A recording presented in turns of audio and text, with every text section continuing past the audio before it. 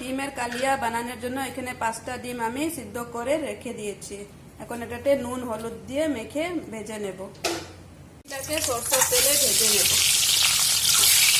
ডিমের কালিয়া বানানোর জন্য এখানে আমি পেস্ট আগে থেকে মিক্সিতে রেডি করে নিয়েছি। এখানে একটা টমেটো, একটা পেঁয়াজ, কয়েকটা রসুন, আদা আর মরিচ আছে, এটাকে আমি মিক্সিতে পেস্ট করে নিয়েছি।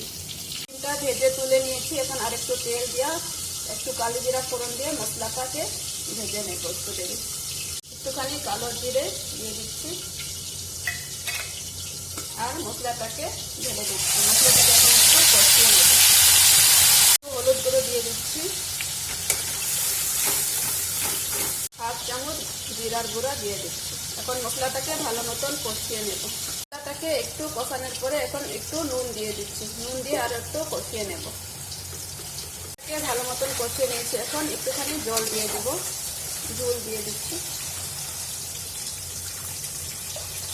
ঝোলটাকে একটু ঢেকে সিদ্ধ হতে দেব, পরে ডিমটা ঢেলে দেব।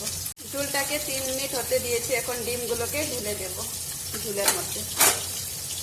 তারপরে আরো 5 মিনিট জাল করে নেব ডিমটাকে।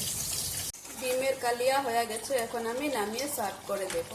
ডিমের কালিয়া হয়ে গেছে, আমি নামিয়ে সার্ভ করে দিয়েছি। এমনি তো ডিমের কালিয়া ঘন হয়, এখন বহুত গরম, তার জন্য আমি একটু পাতলা বানিয়েছি। আপনাদের আমার রেসিপিটা ভালো লাগলে আমার চ্যানেলটাকে সাবস্ক্রাইব করে দিও। আমার ভিডিওটা দেখার জন্য থ্যাংক ইউ।